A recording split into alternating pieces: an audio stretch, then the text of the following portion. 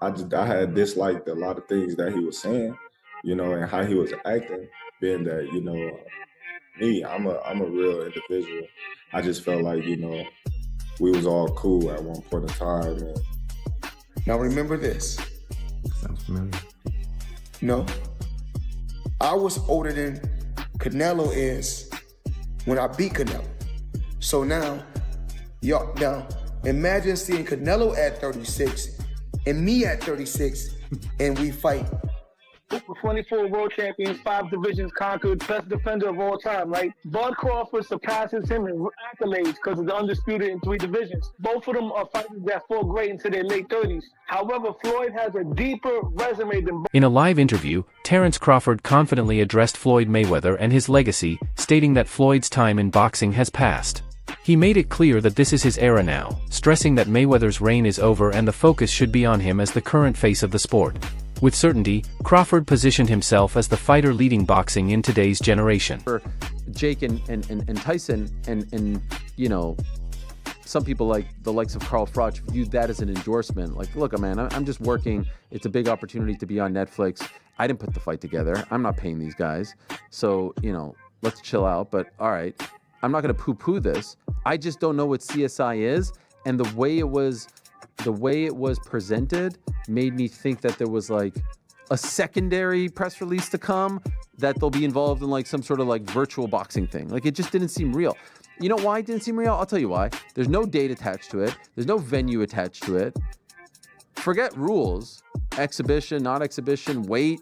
I mean, here's a guy who fought a heavyweight fighting forget all that. These things can get figured out, the fine details. The fact that it was announced, why announce something with no date or location attached to it? What's the point? Unless you're just trying to get people excited and trying to get them, trying to get some investors or something like that. But maybe also testing the waters. If the response was overwhelmingly positive, maybe you go, okay, we move forward. If the response is muted or negative, maybe you go, okay, we're not going to actually do this. You lob it out there as a way to poll the public, and then make an adjustment. You don't think it happens? I do not think it happens. I just don't think there will be enough interest. I know they have huge name value. There's zero after the last performance by Mike Tyson against Jake Paul. I don't think there's going to be interest in seeing Mike Tyson do that again. Floyd Mayweather reminded fans that he had already schooled Canelo Alvarez when he was older than him, proving his skill and experience. He argued that Terence Crawford beating Canelo should not be considered such a major accomplishment since both of their signature wins came against the same opponent. For Floyd, this shows that his victory remains the greater achievement and Crawford's triumph does not surpass his legacy. Canelo is a hell of a fighter. Mm-hmm. He's a hell of a fighter. And everyone is now saying that he's not the same fighter. He's not looking the same. Now remember this. Sounds familiar. No. I was older than Canelo is when I beat Canelo. So now imagine seeing Canelo at 36 and me at 36 and we fight. And now what y'all gonna say? Well, now he got what? I don't know how many fights he got. Some analysts argue that Terence Crawford cannot yet be compared to Floyd Mayweather because he does not have the flawless 50-0 record that Floyd proudly holds. They believe that to truly surpass Mayweather, Crawford must achieve more than just victories over skilled opponents like Canelo Alvarez. A frequently mentioned challenge is for Crawford to move up in weight and face David Benavidez, a dangerous and physically imposing fighter. Defeating Benavidez would not only prove Crawford's fearlessness but also show his ability to overcome one of boxing's toughest challenges.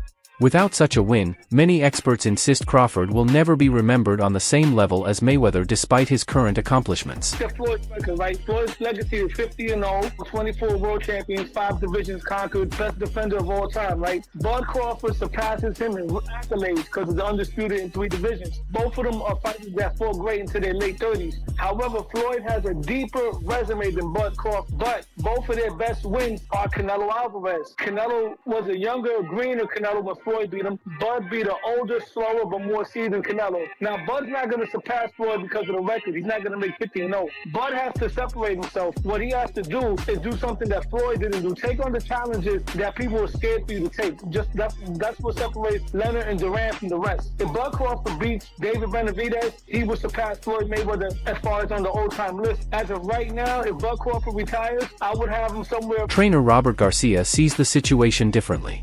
He believes Terence Crawford is unlikely to risk his legacy by facing David Benavidez. According to Garcia, Crawford is a smart fighter who understands how to secure his place in history without taking unnecessary risks. Benavidez holds a major size advantage and presents a serious threat that could end Crawford's unbeaten streak. For Garcia, the risk is greater than the reward, as Crawford already has an outstanding resume and does not need to prove himself against someone outside his natural division. This view underscores the ongoing debate between taking legacy-defining risks and preserving a near-perfect career. Crawford just got the biggest win in his career and one of the biggest wins in history. He doesn't need to go out there and risk. But it is too big, too strong. We don't want to see a champion do so much and accomplish so much and then end his career with a bad choice, a bad fight that he shouldn't take. Jeff Mayweather, Floyd's uncle, shared his view that while Terence Crawford clearly outboxed Canelo Alvarez, it should not be seen as the ultimate measuring stick. He noted that Canelo was not the same fighter he once was, lacking the sharpness and power in his punches. Jeff explained that before this fight, many doubted Crawford and questioned the quality of his opponents. Yet even after beating Canelo, some continue to downplay his achievement. According to Jeff, the win was impressive but must be kept in context. Canelo was not in his absolute prime, and therefore the victory does not automatically place Crawford beyond all criticism. On the first half of the fight, because he couldn't handle the power, and obviously that proved not to be, or to be the case, that Crawford could definitely handle the power. Were you surprised that, didn't look like, maybe once or twice looked like maybe Crawford felt it, but never in any kind of real trouble? Yeah, I don't think that Canelo really hit him. I mean, he hit him a couple times clean, but I mean, Crawford, Crawford's a big guy too. Crawford took it like it was nothing. I mean, he hit Canelo a few times. I mean, and Canelo took it as well. So I mean, basically, at the end of the day, I mean, they both took decent shots from each other, but Crawford just didn't get hit as much as Canelo did. Do you think that was a case of you can't Canelo's a guy that's not out there throwing huge combinations, like he's more of a punch at a time kind of guy, and that's not going to work against someone as slick and talented as Bud Crawford. Yeah, I agree. I mean, basically, Canelo was looking for just one big shot, trying to land a big shot on Crawford, but Crawford wasn't having it. And Crawford at times would say, I guess he would say to himself, I need to, do a little more work. And basically, and it seemed like he just did that. And Legendary fighter Roy Jones Jr. offered a sharp critique of Floyd Mayweather's legacy. He argued that aside from fighting Canelo Alvarez, Floyd did not consistently face the very best fighters of his era at their peak. Jones questioned how Mayweather is often labeled the greatest when much of his resume includes opponents who were smaller, older, or past their prime. He suggested that the legend status attached to Mayweather is inflated compared to what he truly accomplished. For Jones, while Floyd's undefeated record is historic, the quality of his opposition and the timing of his matchups leave room for debate, especially when comparing him to versatile fighters like Terence Crawford. Top 5? No, not in my book. No, not even top 10? Maybe top 10 in my book, yeah, but not top 5. He's maybe top 10, but not top 5. Floyd can fight, don't get it wrong. Floyd can fight. But here's what my problem is. Well, I understand, I know you're a Floyd fan, but here's my problem. Who did Floyd fight that was on his level when he fought him? Only Canelo. That's it. Don't give me that stuff about the other guy that was going to prison.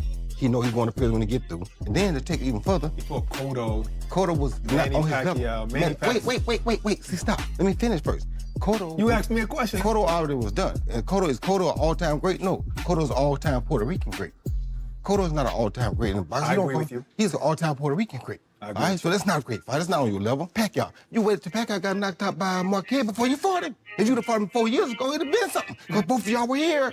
We to find out who the best was. You waited till Marquez knocked him out, now you fought him. If I wait till somebody beat James Toney before I fight him, do I get credit for being the greatest fighter of all time because I beat James Toney? No, you don't. No, I don't. So my point is, you didn't do it the right way. You know that. Who else did you fight besides them best two names you can pull up besides Canelo? What I'm saying is that who do you think around that time would have even beaten Floyd that he didn't fight? So my point is, I'm not gonna say who because would I can't name a person. I'm not gonna say who would have beat Floyd. Like I said, I'm just saying Floyd never fought nobody that was obviously equal. He didn't fight a James Toney. A separate analyst pointed out the distinction between popularity and pure skill. He acknowledged that Floyd Mayweather's global fan base is unmatched, built on his undefeated streak and massive pay-per-view success. However, when judging talent alone, he suggested Terence Crawford could surpass Floyd. Crawford's natural southpaw ability, paired with his rare skill of switching stances seamlessly mid-fight, allows him to adjust to any opponent. This adaptability and versatility have led many to argue that Crawford's technical abilities may even exceed Mayweather's. The debate raises a larger question in boxing: should greatness be measured by global fame and numbers, or by raw skill and adaptability inside the ring? Terence Crawford versus Floyd Mayweather Jr. Who wins this fight? I'm going with Terence Crawford, and I don't think that's unpopular or crazy to say. I think most people will agree with me. I understand Floyd Mayweather has a lot of fans out there, but the truth is, as great as Floyd Mayweather is, Terence Crawford is one of one. And I say that because who else has knockout power in both hands, is able to switch stances between orthodox and southpaw so seamlessly while having great footwork? It's not like Terence Crawford is some stationary target or a flat-footed fighter that's going to be chasing Floyd around. Terence Crawford knows how to cut the ring off. He has tremendous ring IQ. And not only is he a great boxer, but he's a great fighter. He'll be able to make it dirty. If he is on the inside with Floyd, that power will carry him far. And I just don't see how Floyd will be able to beat a Terence Crawford. I really don't see it. I understand Floyd's defense is incredible, but he is smaller than Terence Crawford. Terence Crawford would have a significant reach advantage on Floyd Mayweather.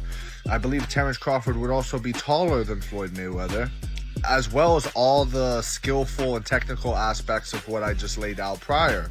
So I don't understand how anybody could pick Floyd Mayweather to beat Terence Crawford. Styles make fights, and I believe Terence has the style to beat one Floyd Mayweather. Let me know what you think in the comments below. Whether you agree or disagree, it doesn't matter. Join the discussion. Subscribe for more. Former world champion Shane Mosley gave a direct comparison between Terence Crawford and Floyd Mayweather. He stressed that Crawford's natural size gives him an edge Mayweather never had. As a naturally bigger fighter, Crawford can move across more weight divisions while maintaining his power and strength. Mosley pointed out that while Floyd was a master of defense and timing, Crawford's physical advantages allow him to dominate opponents in ways Mayweather could not.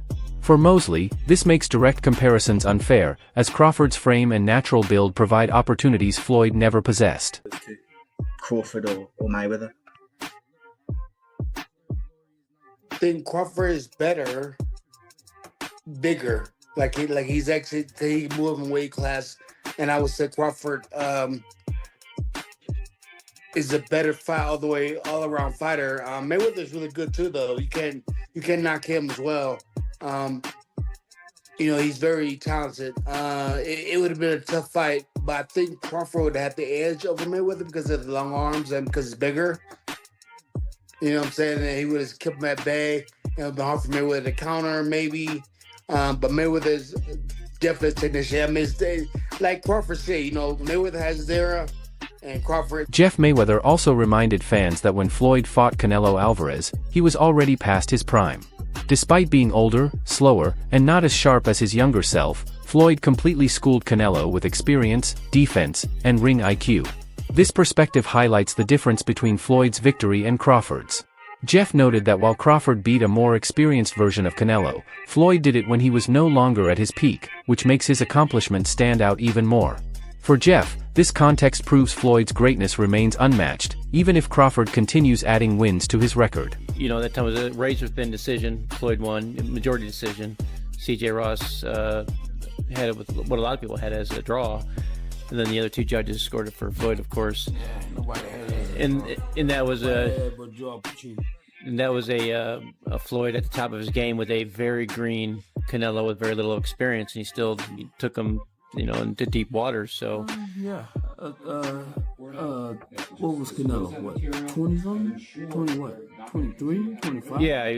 yeah, very, very young in the game, obviously. Yeah, very young. He had more fights than Floyd, and he lost.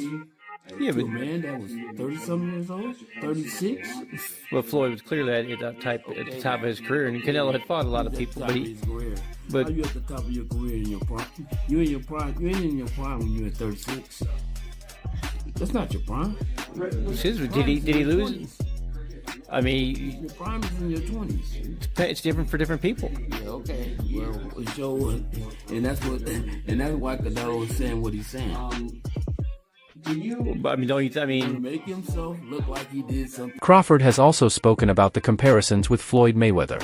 He acknowledged everything Floyd accomplished and admitted that his legacy is permanent.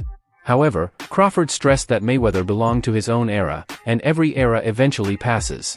He explained that greatness is not meant to last forever, and a new generation will always rise to take the spotlight, presenting himself as the fighter of today. Crawford respects Floyd's achievements while firmly positioning himself as the leading figure in modern boxing. 6 eyes to beat Floyd. Is Floyd better than you? Keyshawn beat Tank? Keyshawn beat everybody. Him and Shakur. How you feel about them not fighting each other? That's cool? Yeah, that's cool. They don't need to fight each other. Was there anybody ever... They can beat up everybody else. Was there anybody ever like that in boxing with you? Because not really Sean Porter, right? No.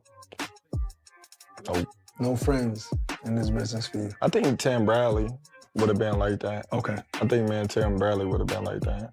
I wouldn't have fought Tim. If the opportunity presented itself against Floyd, you would have, though, even though you admire him so much and he's so great. But you Floyd, yeah, because I wasn't as close. Me and Floyd close now, but when Floyd was boxing, I wasn't as close with Floyd like I am now. How do you beat Floyd, though? Like, since nobody's been able to crack that code. You think I would tell you? He ain't fighting anymore. So that fight ain't gonna happen. You gotta have 4 arms. I know. And 6 eyes to beat Floyd. Is Floyd better than you? I